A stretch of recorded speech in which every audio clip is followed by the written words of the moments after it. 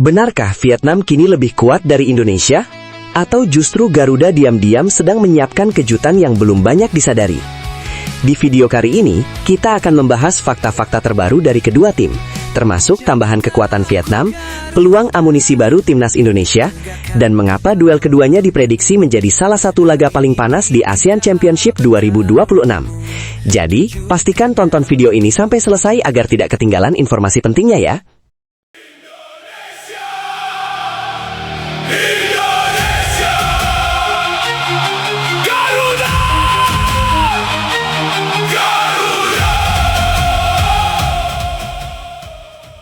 Vietnam tampaknya benar-benar tidak ingin kehilangan mahkotanya di Asia Tenggara.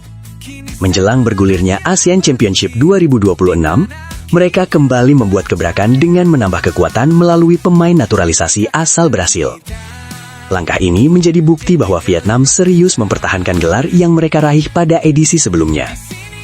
Yang menarik, bukan hanya Federasi Vietnam yang menunjukkan optimisme tinggi, para pemainnya pun kini mulai berbicara dengan penuh keyakinan.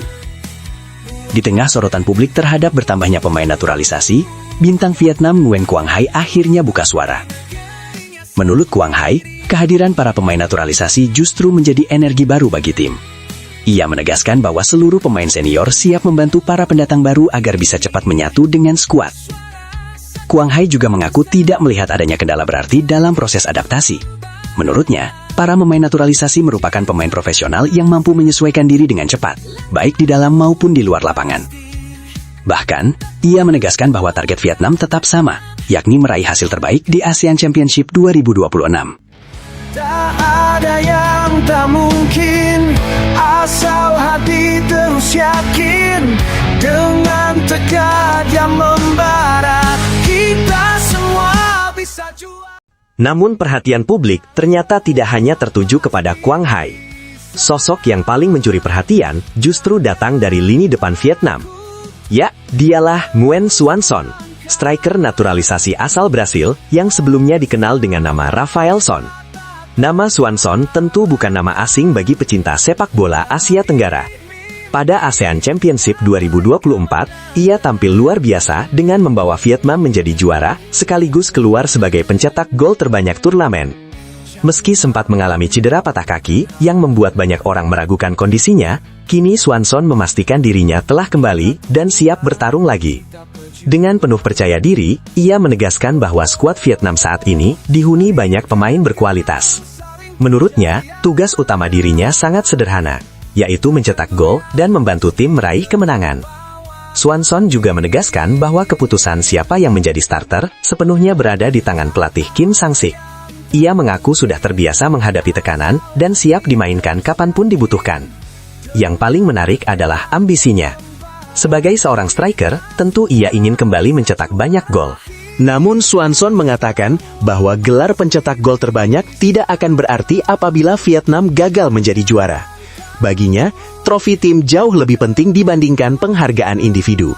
Pernyataan itu semakin menunjukkan bahwa Vietnam datang dengan mental juara. Apalagi, kini mereka memiliki tambahan kekuatan setelah Gio Van Magno resmi menjadi warga negara Vietnam. Pemain yang kini menggunakan nama Nguyen Tai Loc tersebut menjadi pemain naturalisasi asal Brasil ketiga setelah Xuan Son dan Hendrio. Artinya, Vietnam kini memiliki lebih banyak opsi pemain berkualitas untuk menghadapi persaingan yang diperkirakan semakin ketat. Berbeda dengan edisi sebelumnya, kali ini Vietnam yang akan datang sebagai tim tamu ke Stadion Utama Gelora Bung Karno. Atmosfer GBK yang dikenal sangat bergemuruh tentu akan menjadi ujian tersendiri bagi skuad asuhan Kim Sang-sik. Kita semua pasti bisa. Jangan takut, terus melangkah bersama kita. Namun, Indonesia juga tidak tinggal diam. Selain terus memperkuat skuad melalui program naturalisasi, Timnas Garuda kini semakin diuntungkan dengan banyaknya pemain diaspora yang memilih berkarir di kompetisi Asia Tenggara.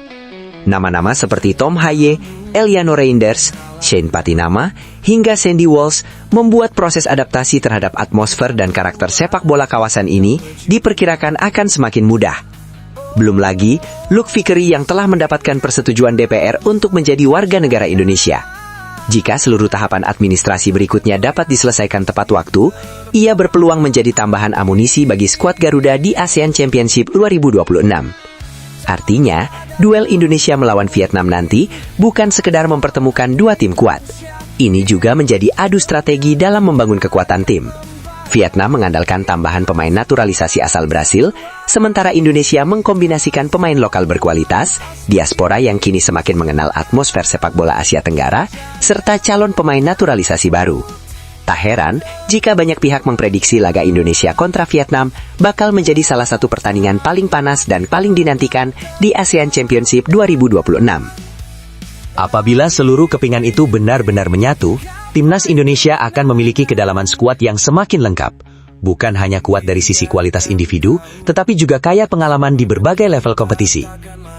Kini, semua mata tertuju pada satu pertandingan yang diprediksi menjadi laga paling bergengsi di fase grup ASEAN Championship 2026. Mampukah Vietnam mempertahankan dominasinya? Atau justru Garuda yang akan menunjukkan bahwa era baru sepak bola Indonesia benar-benar telah dimulai? Bagaimana menurut kalian? Apakah tambahan kekuatan yang dimiliki kedua tim akan membuat duel Indonesia melawan Vietnam menjadi pertandingan terbaik di ASEAN Championship 2026? Tulis prediksi skor kalian di kolom komentar ya. Jangan lupa dukung channel ini dengan menekan tombol like, subscribe, dan aktifkan lonceng notifikasi, agar tidak ketinggalan update terbaru seputar Timnas Indonesia, pemain diaspora, dan perkembangan sepak bola Asia Tenggara. Sampai jumpa di video berikutnya. Salam Garuda!